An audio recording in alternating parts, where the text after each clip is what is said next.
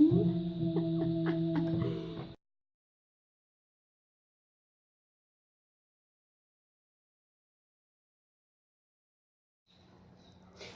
my name is Rosie. I'm from WhatsApp Tabuão in São Paulo, and I'm here today to talk about my experiences as a teacher. I've been giving classes for about 5 years, and I could cite many obstacles that I have overcome, but I will especially talk about my first year of classes because it was the most challenging one. I was only 18 years old and I gave classes to kids in a public school. And in this school I had some students who were from FEBEM. Actually, one of the students was sent to FEBEM because he tried to kill a teacher. So it was also a challenge for me to not be killed. And I wasn't tamed by them. They didn't respect me, they didn't fear me, they didn't do what I want them to do. So it was a challenge to make them learn. And in my first day of class, I was left alone with 47 students, and they were 5 years old. And one of the students asked me to go to the restroom, and I said no. So many other students asked me to go to the restroom, and I couldn't allow them to go. And then, next thing I remember is that I was with 20 students around me, pressing me to the door, screaming, "Restroom! Restroom!" And I don't remember how I managed the situation. I just remember that when the class finished, I went to the restroom to cry, and I thought about giving up, but I said, no, let me finish the day, and tomorrow I give up. So I went to the second class, and it was completely the opposite. The students were amazing. They were participating in the class all the time. They liked English. But in this class, I had another challenge to overcome. It was a special student. She had Down syndrome.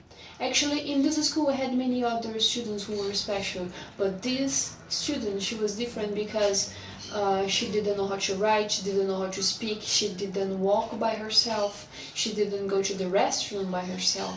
So it was a challenge for me to do that, to do all these things with her while giving classes to the other students. And I was told to ignore her because she didn't know how to speak in Portuguese. How could she learn English? But I didn't ignore her. I wanted to make a difference in her life somehow. And during the classes I taught the other students the toys because this was the subject, and I separated some minutes of the class to talk to her, to show some flashcards to her with the pictures, to try to teach her this vocabulary, but it was like talking to the wall. She didn't respond to anything that I tried to teach her. But anyway, I tried to teach her every class. And in the day of the exam, I handed in the exam for everybody, including her. And the teacher of the class, she asked me, why are you gonna give her the test? She doesn't know how to write, she's just gonna do some random drawings. And I said, no, let her do her drawings, it's okay. And in this exam, I was supposed to give them instructions on how to do each exercise. So in exercise number 1, they were supposed to paint something, exercise number 2 to match, and in exercise number 3, I said to them, circle the doll, and there were many other objects, and they were supposed to circle the doll. And this special student, she was right in front of me. And when I said that, to circle the doll, I looked at her, and she was with a pencil in her hand, and she circled the doll. And when I looked at that, for me it was like, oh my God, I taught her one word.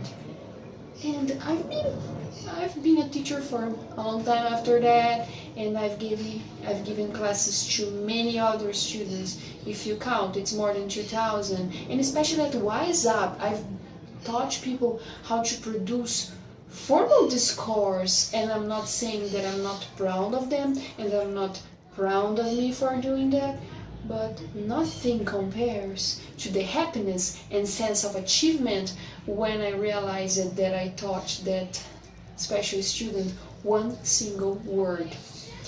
And that's it for today. Thank you for watching. Bye bye.